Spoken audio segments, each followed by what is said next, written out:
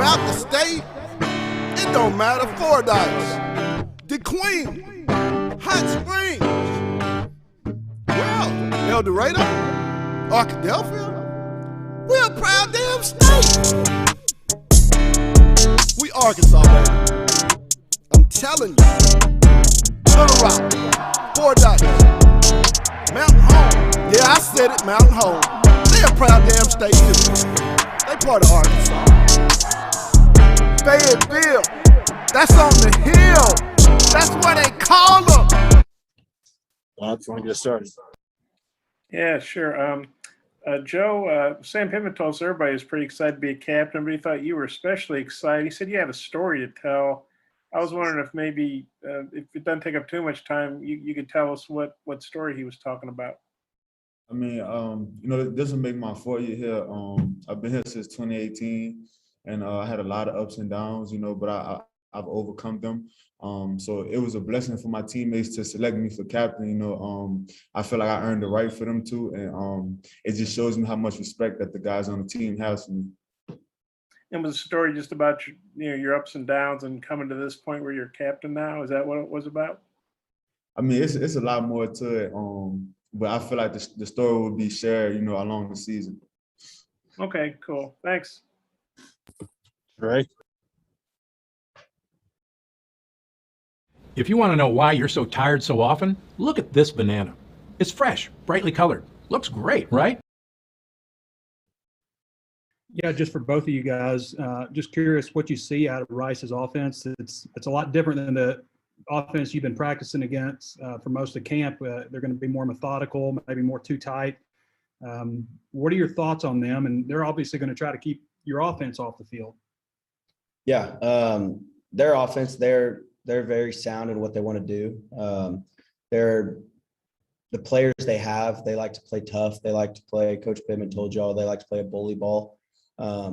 Which is it's definitely something that we haven't seen the type of offense, but like the smash mouth stuff, like we play hard. We try to play smash mouth as well. So it's going to be 2 bullies going out there trying to fight each other, and that's what we want it to be. We want to be smash mouth. We're excited to play Rice. I know that they're excited to play us, and I know they're going to give us their best shot, just like we should give them. So we're excited to play them. They got 2 tight ends that are going to be playing a lot and 12 personnel. So that's something we don't see a lot, but we're excited. We've had really good practices leading up to this. So we can get a couple more and be able to tighten this up and get ready to play.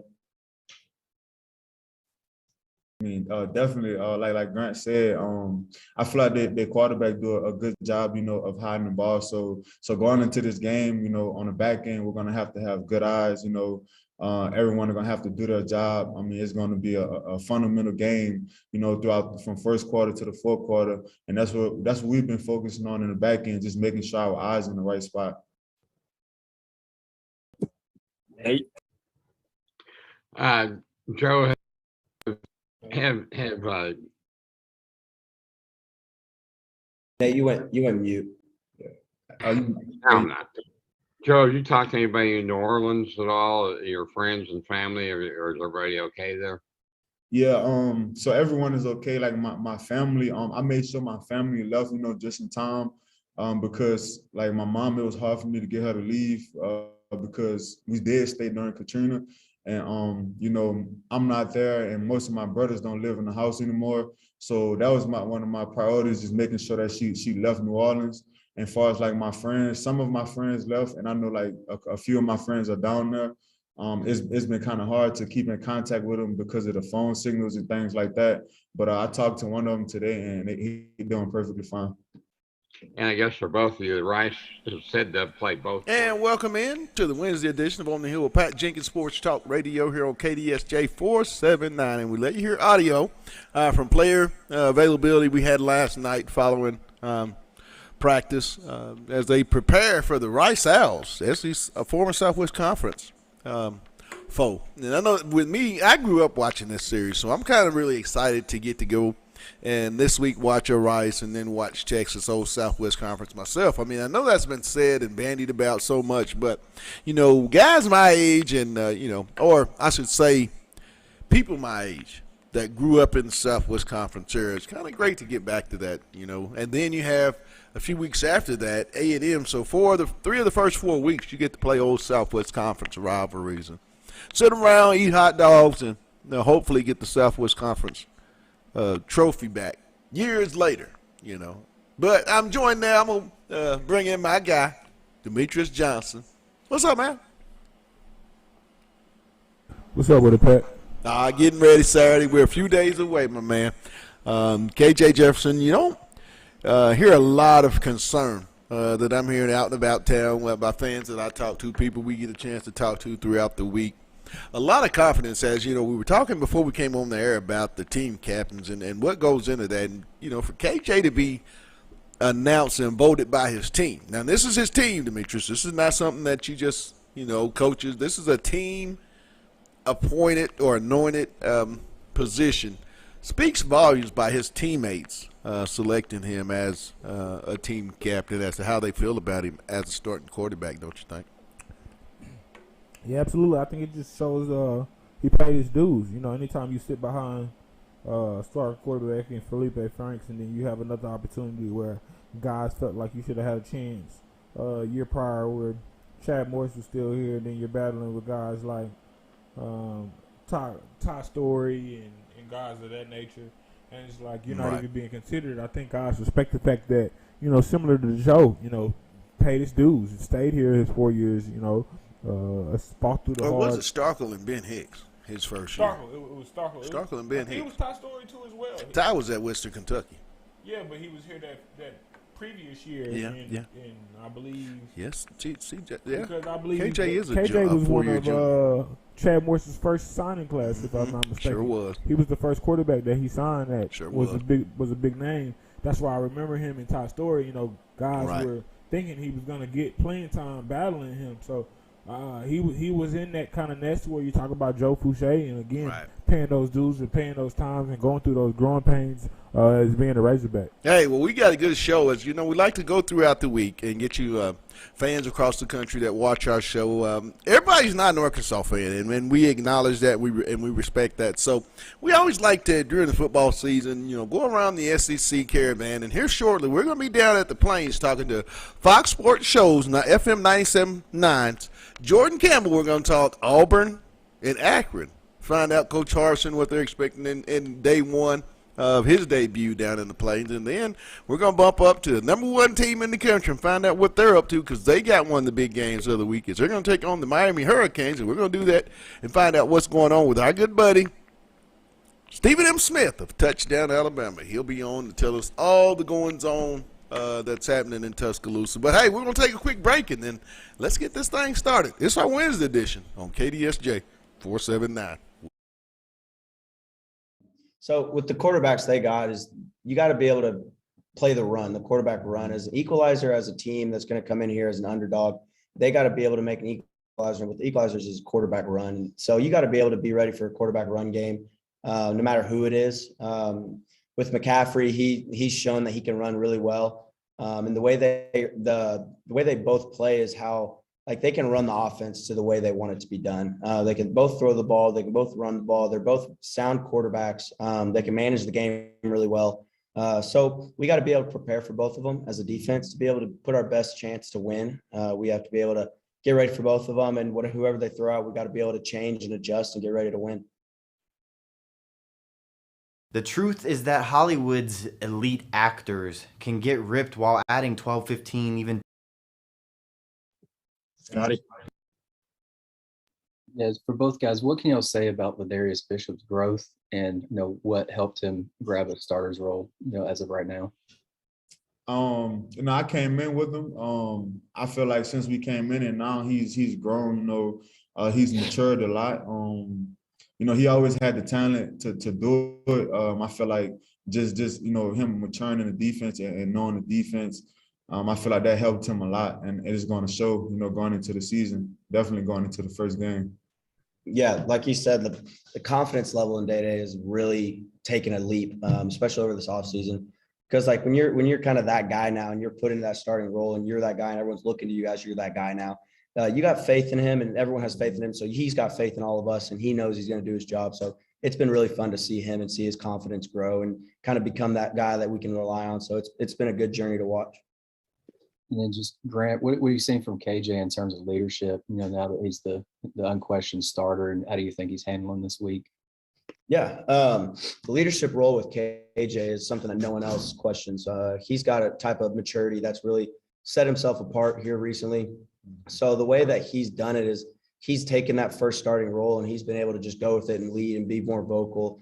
And I always said at the beginning, like I was trying to get on him, trying to call it up more often, but like showing up, y'all don't know, like we're all joking around and stuff. Joe and him were always talking to me like, man, we want to talk at the end of the practice. And we're back. It's the Wednesday edition of On the Hill on KDSJ 479. And hey, this time to get on the Caravan. We got bust up. We put the brand new tires on, and let's go for our first stop to stop in the Plains, where we're going to catch up with our good buddy of Fox Sports Shows, FM 97.9, Jordan Campbell. What's up, JC? What's up, Pat? Good to be back on the hill, my man. Man, let's get off into it. The Hayes and the Born, as we are just less than 72 hours away from college football. The Auburn Tigers will open it up there. Coach Harsin there taking on Akron. What's been the temperature in the Plains heading into this ball game this week? Excitement, a lot of excitement. Anytime you have a new head football coach, a lot of people are going to be bullish on him heading into the first game. And look, it's Akron. No offense to Akron, but they're Akron. So everybody expects Auburn to pick up this win to get the Brian Harsin era started. I will say this: it hasn't been like a smooth. He hasn't done anything wrong, but I don't know if you remember, Pat, not long ago, there was some controversy around the Auburn media for him like walking down Media Row and giving hats, and then he got COVID, and people were asking him about, does he have the vaccine? And so, as far as I'm concerned, if you want to give me a hat, I don't care. If I want to wear it, I'll wear it. If not, just don't wear it. Give it to somebody that you know is an Auburn fan. But I get it. There's more of a traditional feel, especially around the print media. All in all, I think people are ready to put all this off-season stuff behind us. The transfers out, the transfers in. I think they're ready to see, especially what the Brian Harsin offense and the Derek Mason defense looks like. And that's, keep it a little bit more of the offense. And really Bo Nix. I mean, how has Bo taken to the new offensive scheme? I mean, what are you hearing when you guys do get a chance to talk to Coach Harsin? Well, I mean, I think that Bo has taken to it pretty well. I think Bo is one of those kids that's pretty adaptive. One of the big things, I don't even want to say it was a knock, but one of the things especially that you saw last season, and I think one of the things that ended up costing Gus his job, was that Bo didn't feel comfortable, didn't look comfortable, didn't perform comfortably in the pocket. I don't know if he didn't trust his offensive line or if he thought, hey, I've got to be the straw that stirs the drink. And a lot of the times you don't need to be. You need to trust those guys in front of you. I think he's going to be a little bit more comfortable in that pocket. I think Coach Harsin, being a quarterback guy, is going to breed that out of him, that I've got to, as soon as I take the snap, I've got to look to move because somebody's coming. So I think that's going to be one of the big things. I also think that this is the most competition. I don't think, Pat, I know this is the most competition that he's ever had with TJ Finley coming in, who absolutely could step in and take over that role. If Bo's not getting it done, if he's not trusting his pocket, if he's not doing the things that he needs to do, I think Brian Harsin, who didn't bring in Bo Nix, will absolutely go to TJ Finley. He has no connection to Bo Nix. That's a Gus Malzahn guy. So I think that Bo has progressed. He's a good athlete. Obviously he's got a lot going on for him, got engaged, but overall, I think that he has progressed well. It'll be interesting to see what this offense looks like with Bo. Offensively, I mean, I call it the tank full of gas, as you guys have a major big-time running back there in the backfield. Who's going to be some of those guys in Saturday's game, Jordan, that will have to take some of the load off Tank? Well, I mean, I think you have to look at Sean Shivers as one of the guys that has been a Auburn Tigers the past couple years, running back 2 on the depth chart. And, he's the guy who a couple years ago ran over, I think it was Xavier McKinney, popped his helmet off. I'm sure you remember that picture in the Alabama game. And so Sean Shivers is going to be called on. In terms of the outside guys, Auburn now, I got to be 100% honest with you, Pat. I don't know how much tight end Brian Harsin's going to use. I expect it to look more like a pro offense, so you might see a John Samuel Shanker or a Luke Dill or a Tyler Fromm get some run. But on the outside, you've got some really good talent, man. Demetrius Robertson came over from Georgia. He's listed as wide receiver 1 at the Z position. You've also got Shedrick Jackson at the X position, who's a really good player as well. You've also got a speedy guy like a Javaris Johnson at the H wide receiver. So some of the guys on the outside, I got to be honest with you, after losing a Seth Williams, after losing an Anthony Schwartz, the wide receiver position heading into this year was a big area of concern. But so far, I think Auburn likes the guys that they have there, and I think Demetrius Robertson gives them an experienced guy at the Z receiver who they trust, who's going to be able to lead that group. He may not be the guy that leads you in terms of yardage or receptions, but I think he's also going to be kind of the calming presence there. Hey, I've been in the trenches. I know what it means to make plays. I know how plays are going to be made here. So really, even though we talk a little bit about who's going to take the pressure off Tank, I think Tank is going to be like, hey, put more on me. But you can look at a Sean Shivers and a couple of those guys on the outside as some of the main guys that Auburn's going to try and go to make their big plays. When you look at Auburn versus this Akron defense, JC, what is going to be the main thing that you feel Auburn is going to try to, really establish and then, keep pounding and pounding on this Akron defense, I should say? Well, I think first things first, and again, no offense to Akron, but this one, even with an unproven coach, should be a win for the Auburn Tigers. Offensively, I'm kind of interested to see what this offensive line looks like. Austin Troxell is slated as the starting left tackle. Physically, he's huge. He got married in the offseason. A lot of married guys on this Auburn team now, by the way. But Austin Troxell, a big, strong, physical guy. Brandon Counselor, Alex Jackson are going to be at the left guard position. Nick Brahms is one of the better centers in the SEC by a lot of people's estimation. Keandre Jones and Tayshawn Manning at right guard. Radarius Ham at right tackle. I think what Auburn's going to try and do is establish the run. Now, I know what a lot of people are saying, well, you've got Tank Bigsby, that shouldn't be hard. But a lot of the times, Tank Bigsby was so good that there might have been a few things that he shouldn't have been able to do. An average SEC running back shouldn't have been able to do, but he's better than that. I mean, he's an NFL caliber guy right now. I think they want to establish the run, dominate the line of scrimmage, get off their blocks, get to that next level, take out some linebackers where you're seeing Tank Bigsby do stuff once he gets to that second level. He's not getting touched right at the line of scrimmage. I think that's one of the number one things. And I also think you're going to see, in terms of what Auburn wants to do, I think you're going to see them get the ball out pretty quick on their passing plays. And, of course, get down the field and throw a few blocks down there to spring some big plays as well. So, look, I mean, honestly, against Akron, this is a little bit of a tune-up for what you're going to see against Penn State. You got Alabama State next week.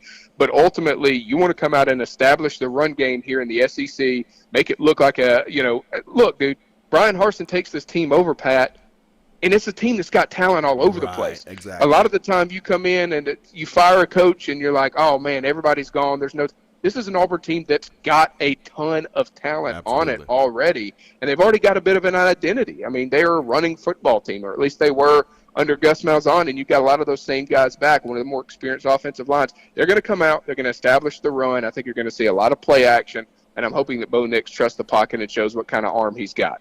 Talking with Jordan Campbell of Fox Sports Shoals. FM 97.9 covers the Auburn Tigers for us here on OTH. I want to flip over to, a guy that my producer's really a big fan of, and that's Derek Mason. Hadn't been the former head football coach last season at Vanderbilt, now the new DC. I mean, what are the players saying? I mean, Owen Pop. I mean, how do you think Owen will, flourish in this new Derek Mason scheme?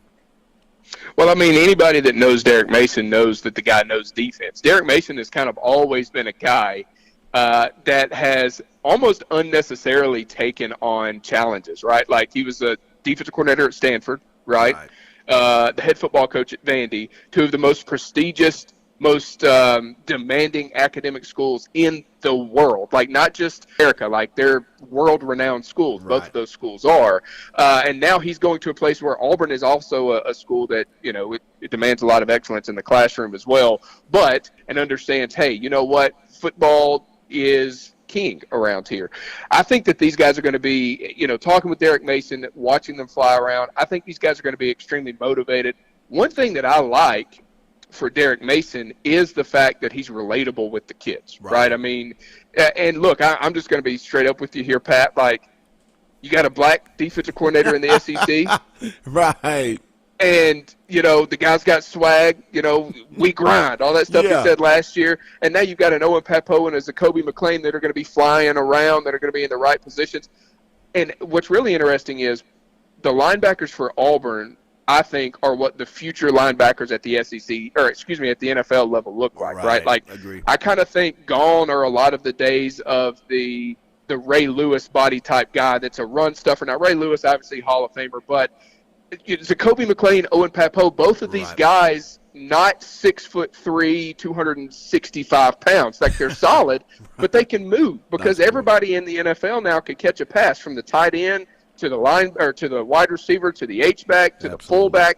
Everybody can catch a pass. So I think you're going to see these guys jump up because Derek Mason understands the importance of having guys that can move, putting them in the right position, and being multifaceted. I think that this defense is going to be a whole lot of fun to watch. It's going to be interesting, though. Auburn did have a ton of guys transfer out. We know that.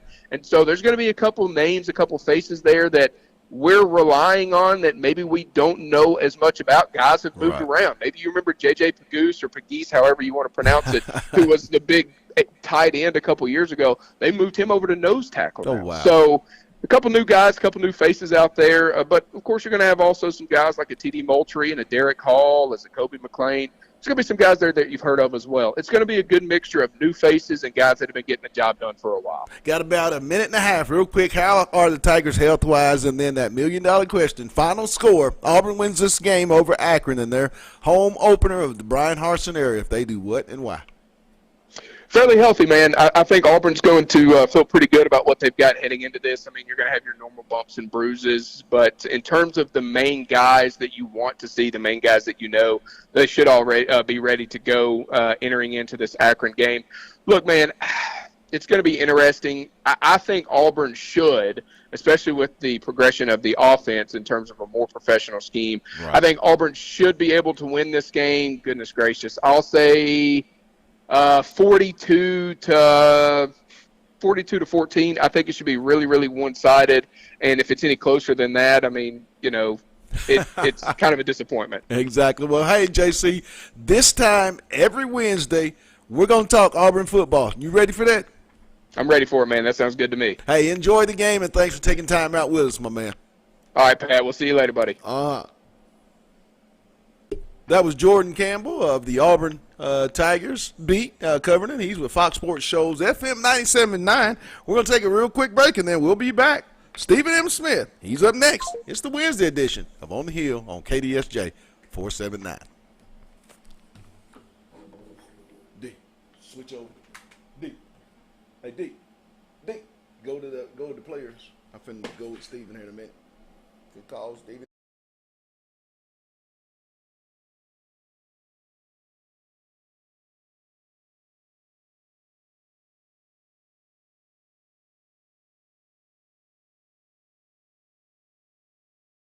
Both deserve it, and KJ deserves it. And it just shows you what our team believes in him for him to be able to be voted team captain, just along like every other guy that was voted team captain. So KJ, he's really stepped up, and it's really fun to watch him. I'm excited to see how he does this year.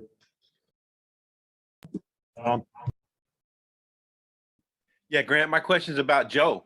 Sam just said it was a special thing, and he was really happy that Joe was voted captain. What are your thoughts about him? I can't say enough about Joe. I would tell you this without him standing right next to me.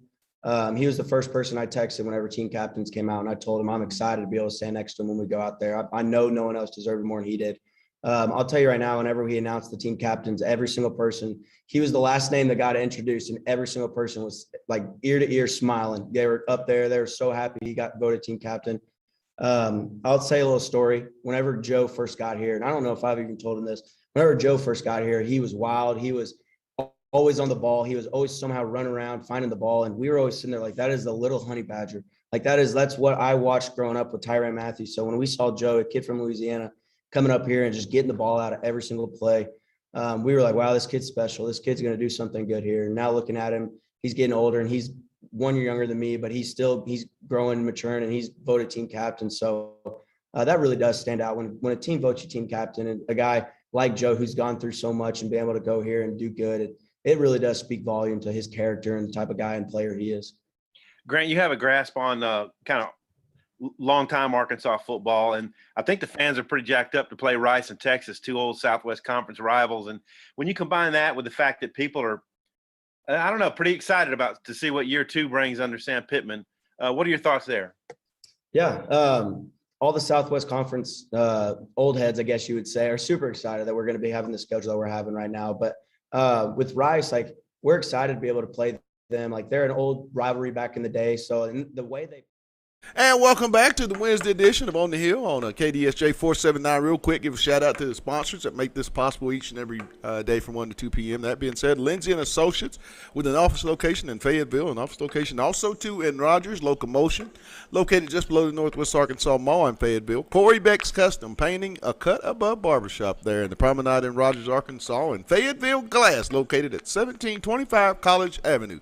Family owned since 1947. That's Fayetteville Glass, not Auto Company, Inc. And now on to our caravan, as we're going to stay in the state of Alabama. And we just went a little ways up the highway where we stop in Tuscaloosa and catch up with our good buddy and I don't know, Demetrius, what is he, a superstar? I mean, we're trying to get his autograph as he's a constant and a regular now on the Paul Feinbaum Show. Touchdown Alabama's own Stephen M. Smith. What's up, superstar? Man, I mean, Pat, I'm just me. I'm just me. I mean, you and Demetrius are doing the real heavy lifting over there. I'm just me, but I'm great. Talk about this Saturday's ball game. What a ball game to start the season off. But, I mean, it's starting to be the norm with Alabama as being one of the featured games to get the college season off. To this time, the Miami Hurricanes are the opponent. Bryce Young gets announced the starter. I mean, what's been the temperature in Tuscaloosa this week, Stephen?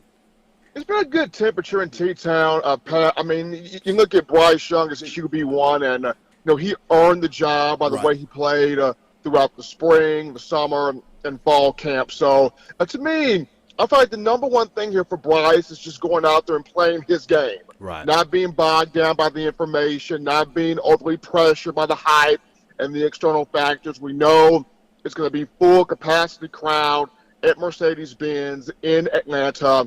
Folks are going to be in there yelling, screaming, and carrying on. Miami's a ranked team coming in 15th in the country. They feel like they belong here. They've got De'Aaron King back at quarterback. So there's a lot of big factors entering this game. But the one thing for Bryce is being able to keep his cool and settle into the game quickly by just doing the little things, making his reads, making his checks, his progressions, being on par there with offensive coordinator Bill O'Brien. So for me, or for Bryce Young, just going out there and just focusing on playing his style, his game. When you look at the running back, and just, I want to take it a step further, just the Alabama football team coming in ranked number 1 off of the season that they just had, and just the program, in itself. I mean, how much pressure is it for these guys, this version of the Alabama Crimson Tide, to come out in this type of game? Because, I mean, Stephen, there's going to be a lot of guys that have been waiting to play in this type of game, and it's going to be new for them. It's going to be new for them, Pat, but it's like there's pressure on every different Alabama team under Nick Saban. And it's because of that standard. Like, the best way to motivate a bunch of 18 to 22-year-old guys to tell them you're not living up to the standard of the guys that came before you. Right. And those guys are going to be foaming at the mouth going, okay, I'm going to prove to you that I know what I'm doing out here. So this particular Alabama team, absolutely, Pat, you're right. I mean, last year you had a conference-only schedule because of COVID. Right. You did not have a marquee season-opening game at a neutral site venue. So now we're going back to this. You're playing against a Miami team. Once again, they're ranked. Manny Diaz is very excited. De'Aaron King is very excited. Cameron Harris very excited. The guys on the defense side of the ball for Miami, excited. Miami returns an offensive line that has 190 combined starts. Wow. 190. That's a college football record. Right. So this is a very experienced group across this offensive front. And for Alabama, it's defensively, can you frustrate this group? Can you make this group have an off day? Can you get to De'Aaron King? Right. Can you put him on the ground? He's coming off of an ACL injury that he suffered in the bowl game against Oklahoma State. And though everybody is saying that he's good, you never know how healthy you are until you get hit. Right. So This is going to be a game for Alabama's defense. Can it force Miami's offensive line to be frustrated, to be out of character, to make mistakes, and then get to De'Aaron King and cause some frustration and cause some turnovers? Talking with Stephen M. Smith of Touchdown Alabama, talking Bama, Miami. When you look at this Alabama offense versus a Manny Diaz type of defense, I mean, what is that the Tide, that the Crimson Tide will have to do on that side of the ball Saturday night, Stephen? Well, the big thing here, Pat, is you got to protect Bryce Young. I mean, he's not the tallest quarterback in the world.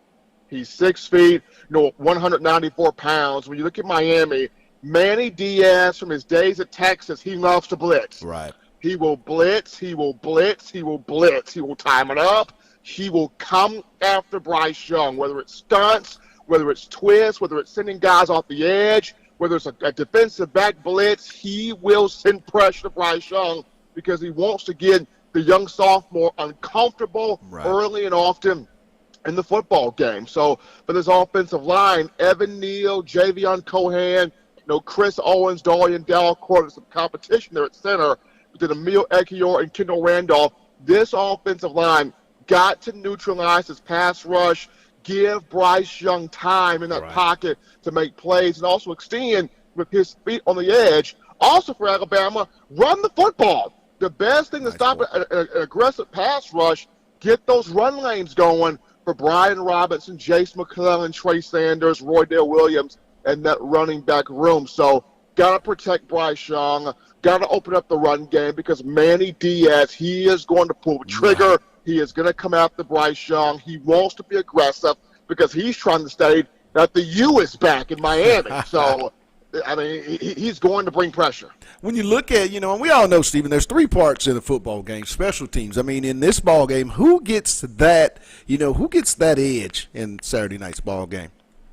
It's going to be interesting because Miami returned some solid specialists, but for Alabama, you've got your field goal kicker back in Will Riker, who was perfect last year, 14 of 14 on field goals, made all 84 extra points. It was a pleasant surprise there for the Crimson Tide fan base. You get Will Riker back. At the punter position, Alabama's brought in an Australian native, James Burnett, who got the job there as the starting punter. So it'll be interesting to see how he performs out there on the field. But possibly the most electric part of special teams, Alabama will have a true freshman receiver start at punt returner. Oh, wow. That is JoJo Earl, the young man from Aledo High School in Texas. Pat, this is Jalen Waddle 2.0. I heard a lot about that young man. I mean, he is fast. He is explosive. He's got speed. He's got gear. He's got change of directions. He's got juice.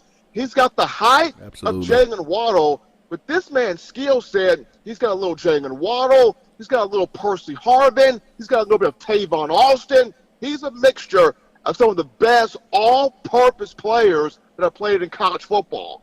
And with him starting as a punt returner, it's going to be interesting to see, does Miami kick to him? Right. And if Miami kicks to him and he gets that ball and he goes coast to coast with it, this could be very exciting. And lastly, health-wise, how are the Tide heading into Saturday night? And then the million-dollar question, Stephen, give me your offensive and defensive player and the final score. Alabama wins this game if they do what and why?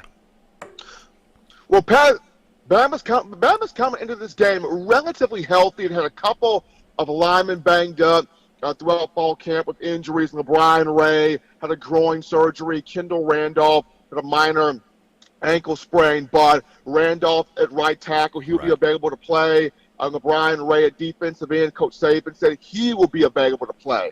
The only guy that's questionable is defensive back DeMarco Helms, the starter at free safety. He had a small little ankle injury during Alabama's second scrimmage. He had a little night surgery done on that ankle. He should be able to go. If not, keep your eyes on Brian Branch, the sophomore. Right. And he'll take that starting job at free safety against Miami if Helms cannot go. I look at here, offensive player of the game for Alabama. That's a good question. Offensive player of the game, give me Evan Neal. Okay. Evan Neal is he's got to protect the blind side of Bryce Young. because they're bringing the pressure. Nice point. So offensive player of the game, give me Evan Neal. Defensive player of the game, give me Will Anderson, because he's coming after De'Aaron King. He is coming after him on pressure. He's coming after him on different looks and packages. So offensive player of the game, Evan Neal. Defensive player of the game, Will Anderson. Alabama wins this game, Pat, if it goes out there offensively. Bryce Young plays his style. They capitalize on some explosive plays. And then defensively, they win the game if they get after De'Aaron King, control him, and win on third down. Well, Steve and I, as always, every Wednesday, 1:30 p.m., we're talking Tide. You with that? Absolutely, my man, no doubt. Hey, enjoy the game, man. Look forward to your breakdown from this game and then look ahead to next week. But as always, thanks for taking time out on OTH. Man, I appreciate it, Pat. You and Demetrius have fun, man. Hey, you too, my man. That was Stephen M. Smith of the Alabama beat of Touchdown Alabama magazine. Hey, he's the big dog, Demetrius. Hey, Stephen M., if there's anything you want to know about Alabama football, my man, Stephen M. is the man to ask that question of. Well, we're going to take a real quick break. We'll let you hear more audio, and then we'll put a bow on this thing. You're listening on the Hill on KDSJ 479. Back in a second.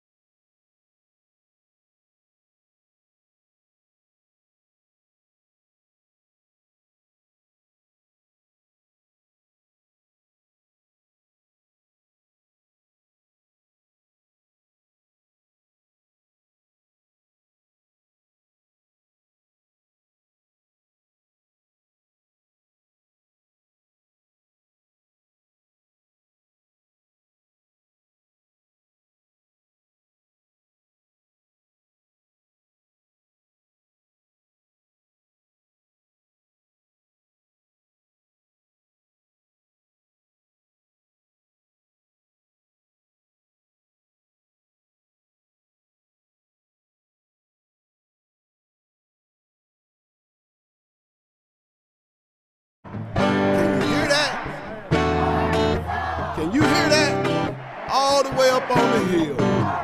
Throughout the state, it don't matter. Fordyce, the Queen, Hot Springs, well, El Dorado, Arkadelphia. We're a proud damn state. We Arkansas, baby. I'm telling you. Little Rock, Fordyce, Mountain Home. Yeah, I said it, Mountain Home. They're a proud damn state too. They part of Arkansas. Fayetteville, that's on the hill. That's what they call them. I'm telling you, baby. We a proud damn state.